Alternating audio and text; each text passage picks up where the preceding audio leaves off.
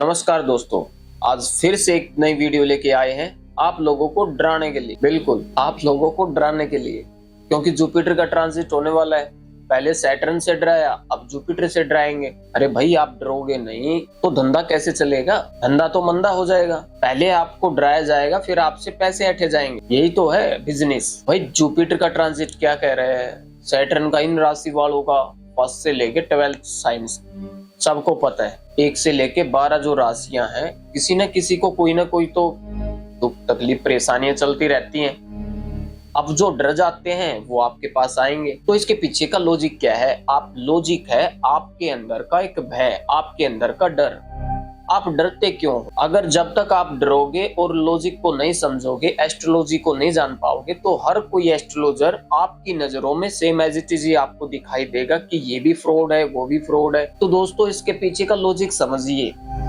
अगर जुपिटर का ट्रांजिट होने वाला है, मेरे पास अभी एक चार्ट आया फॉर एग्जाम्पल, वो कैंसर उसका जो है लगन है, और राशि कुछ भी रहे उसकी, उससे हमारा कोई लेना देना नहीं है। राशियों पे हमारा प्रेडिक्शन नहीं रहता। राशियां तो राम और रावण की भी एक ही, ठीक है, राशियों से क्या लेना देना है भाई। लेकिन हमारी थ्योरी के अनुसार अब ट्रांजिट जब होगा तो 3 नंबर साइन के अंदर ट्रांजिट होगा जुपिटर का। कोई आपको डराने के लिए आए, उससे पहले मैं आपको डर से बाहर निकाल दूंगा, क्योंकि 12th हाउस से ट्रांजिट होगा। आप राशि से मत देखिएगा।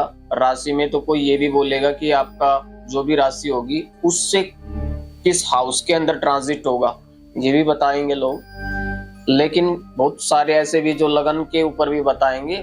अब कैंसर लगन वाले जितने भी लोग हैं, सबका 12th हाउस के अंदर जुपिटर ट्रांजिट करेगा। तो क्या सबका एक जैसा इंपैक्ट आएगा? सबका एक जैसा भविष्य हो जाएगा? करोड़ों लोग हैं भाई, क्या सबका एक जैसा भविष्य हो सकता है? अपने दिमाग से आपने कभी सोचने की कोशिश की? ऐसा बिल्कुल भी नहीं होता। ये इंपैक्ट तभी डालेगा, किस पे डालेगा? जिनका भी अभी डीबीए के दौरान ये किसी का अनटेनेंटेड प्लेनेट होके महादशा, अंतरदशा या प्रत्यंतर दशा लोड है, या फिर उसका नक्षत्र लोड है, या फिर उसका सब लोड है। सब लेवल पे सबसे फाइनल जो डिसीजन मेकर होता है वो सब लोड होता है, ठीक है। अब किसी का 11th हाउस का सब लोड ही जुपिटर हुआ, वो ट्रांजिट करता हुआ, मान लिए जो मैंने अभी फॉर एग्जांपल बताया, किसी का कैंसर लगन है और वो गोचर करता हुआ ट्रांजिट में 12th हाउस में आ जाता है और 11th हाउस का सब लोड है।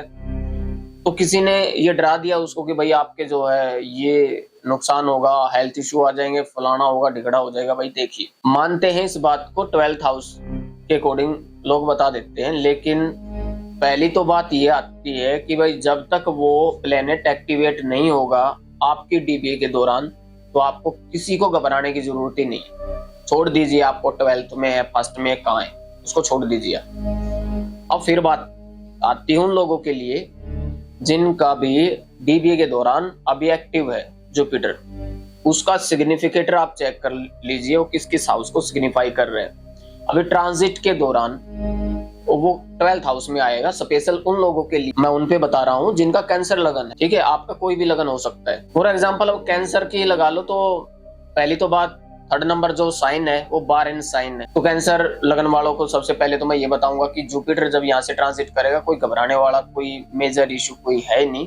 हो सकता है आपके विदेश से, अगर किसी का 11th हाउस का सब लोड जुपिटर है और 12th से वो ट्रांजिट में है, तो आपकी विजिबल पेमेंट कहाँ से होगी? विदेश से होगी, ओवरसीज बिजनेस से हो सकती है। आप स्पिरिचुअल लाइन में हो, योग मेडिटेशन से रिलेटेड कोई वर्क है आपका, या आप एक पीएचडी लेवल की कोई आप एजुकेशन में हो, या फिर कोई आप रिसर्च में हो, या आप साइंटिस्ट हो, तो क्या ही घबराना, आपके लिए तो बेस्ट है ना। कोई ऐसा नहीं है कि आपके गले में माला आ जाएगी, आपके घर छोड़ सकते हो, हेल्थ इश्यू ज्यादा हो जाएंगी। तो भाई ये डरने की बात नहीं है, घबराने की आवश्यकता नहीं है। 11th हाउस का सब लोड आपका पहले ही मैंने देखा डीबीए के दौरान 6, 10, 11 दे रहा, बहुत अच्छी नंबर सिग्निफाई कर रहा है।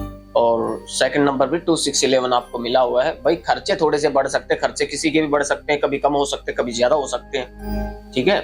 और आपकी इन्वेस्टमेंट हो सकती है। इन्वेस्टमेंट कहाँ पे होगी? आपके मन मुताबिक होगी। ओवरसीज किसी बिजनेस के अंदर भी हो सकती है, ठीक है। इंपोर्ट एक्सपोर्ट से रिलेटेड किसी वर्क के अंदर भी हो सकती है। हो सकता है कोई ऐसा वर्क करो, भाई अपने पास डराने का कोई भी ऐसा क्लू लॉजिक होता ही नहीं सर डराने का, ठीक है ना। डराए क्या? यहाँ तो कर्म बोलता है, अब जैसा कर्म होगा इंसान का वैसे ही उसको फल मिलेंगे। ठीक है, तो प्रैक्टिकल बनो, डरने की जरूरत नहीं है। कोई भी हाउस अच्छा नहीं होता, कोई भी हाउस बुरा नहीं होता। डिपेंड करता है आपको चाहिए क्या लाइफ में, इवेंट क्या चाहिए। ठीक है, फाइनल जो भी डिसीजन मेकर होता है वो आपका सब लोड होता है। तो घबराने की कोई आवश्यकता नहीं है, किसी को डरने की जरूरत नहीं है।